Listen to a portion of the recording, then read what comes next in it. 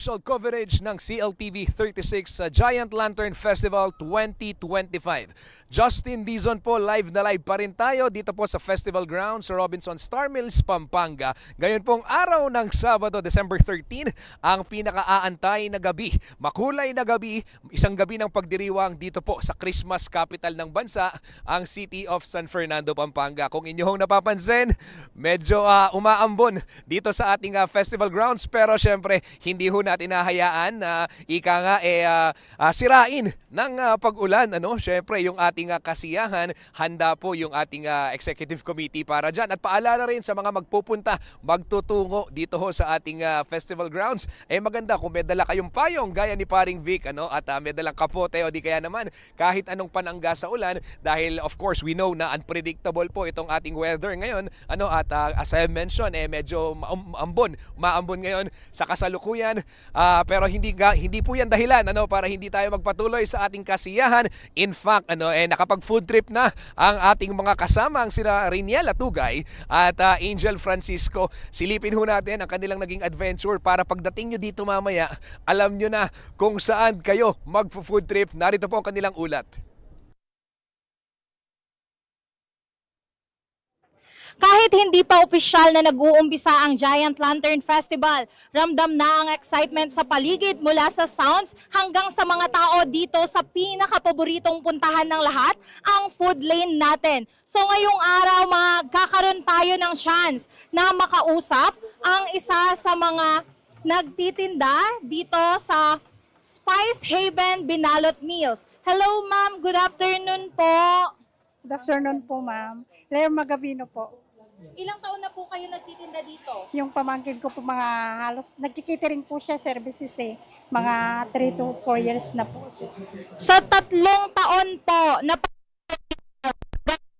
kadami na yung mga pinaprepare nyo po every year? Or kahit ngayong taon lang po? Yung mga 5 putahe, 7, ganon po.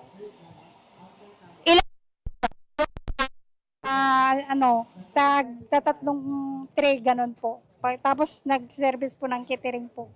Nauubos naman po. Naubos po. Okay po. Ano ba yung presyo dito sa tindahan nyo? Mura lang po, abot kaya ng mga estudyante, 50 po per serving po. May rice at ulam na po yon. Okay po ma'am, dahil binalot siya, so mukhang pastel po ang style ng ating mga pagkain? Opo. Binabalot po sa dahon ng saging tsaka nagka-gloves po. Okay po, ano po ba yung putahe na best seller or palaging binibili? Beef caldereta, beef tapa po, tsaka yung best seller po yung chicken pastel po. Okay po, thank you so much ma'am. So ngayong gabi po, dadagsa ang mga tao. Imbitahan nyo po sila na bumili dito sa inyong stall. Halina po kayo at bumili po kayo ng chicken pastel, binalot po sa saging. Mag-i-enjoy po kayo sa pagkain po. Ayan mga kabalen, sa halagang 50 pesos, meron na kayong kumpletong meal na parang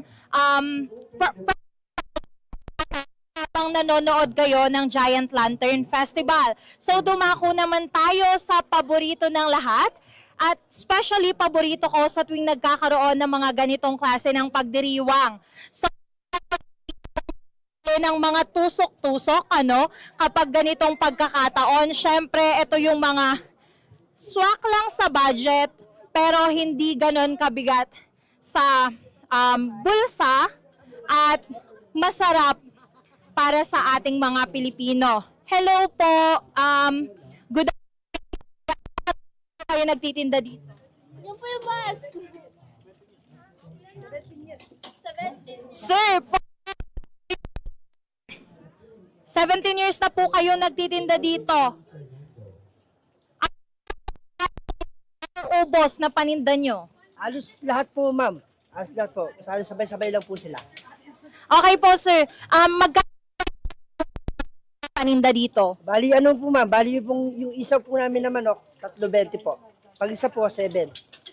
Tapos po yung chicken nuggets, 15 pesos, 5 pieces na po yun. Tapos po yung calamares, 50. Yung one doll po, 3.50. Tapos yung pong pugo, 25. Okay, po dito sa Tusok-Tusok, JR Tusok-Tusok. Okay, thank you so much sir para sa pagpapaunlak sa aming interview.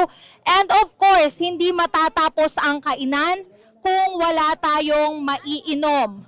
So, dito sa banda dito, which is ang A is cravings, meron silang iba't ibang klase ng mga inumin na makakapatid talaga sa ating mga pagkauhaw. Sir, ano ito? Lahat naman po. Lahat naman po bestseller. Mabenta naman po Magkano lahat. po ang benta dito? Dalawa po 99. So, gaano naman po kalaki yung size nito?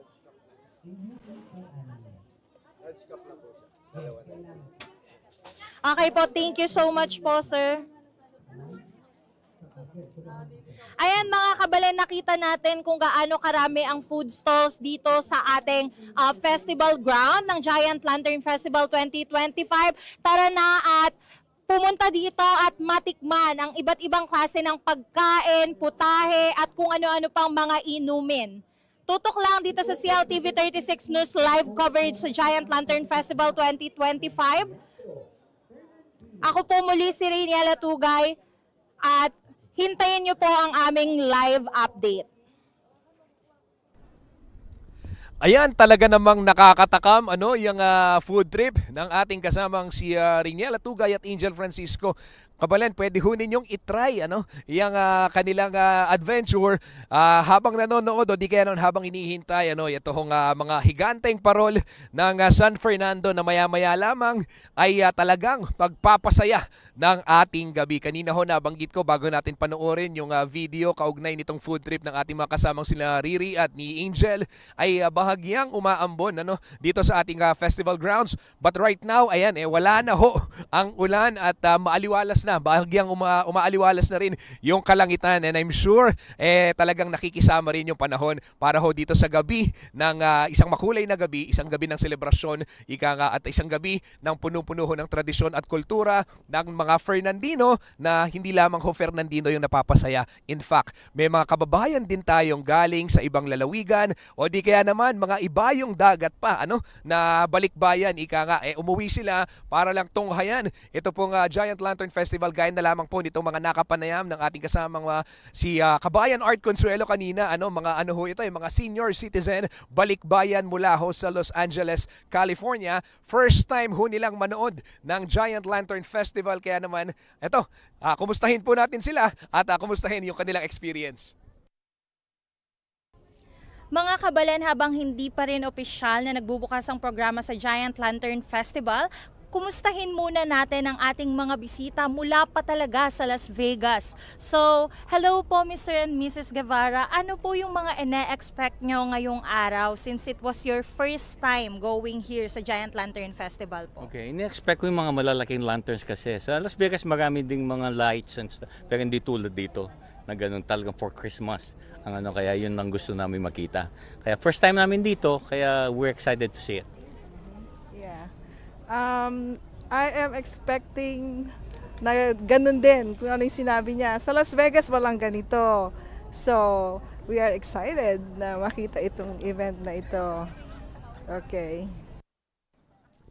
Ayan, at naway mag-enjoy ang lahat ng mga manonood ng live dito po sa Giant Lantern Festival 2025. Ulitin ko lamang, dito po sa Robinson Star Mills, Pampanga ang ating venue, ang ating festival grounds. Pero kabalen, kung ikaw ay hindi makakapunta o di kaya naman nasa malayong lugar, huwag kang mag-alala dahil ang CLTV 36 po, ihahatid namin yan sa inyo. Diretso ho sa inyong mga tahanan sa telebisyon, Signal Channel 115, Air Cable Converge Channel 71 at syempre sa ating 37 cable partners dito po sa Central Luzon. Ganyan din sa Free TV Channel 36 sa Kalakhang, Pampanga. At syempre, mobile din tayo, digital, anytime, anywhere. Pwedeng mapanood ito pong Giant Lantern Festival sa ating YouTube channel at CLTV 36 Official, ganyan din sa ating Facebook pages at CLTV 36 Official and at CLTV 36 News. Kabalen, at less than 2 hours na lamang po ay matutunghayan na natin ito hong mga naglalakihang 10 parol sa aking likuran. Kaya naman wag ho kayong bibitaw at samahan po ninyo ang buong puwersa ng CLTV 36 para po dito sa Giant Lantern Festival 2025. Muli po, ito po si Justin Dizon at tutok lamang mamaya makakasama na natin at magsisimula na ho yung programa para ho dito sa ating pinakaantay na ligligang parol. Muli po, agkat na kayo, muntahan ako po Kenny, reta po ngayon makapunta, malbeta mo po Keng TV. Dakal pong salamat.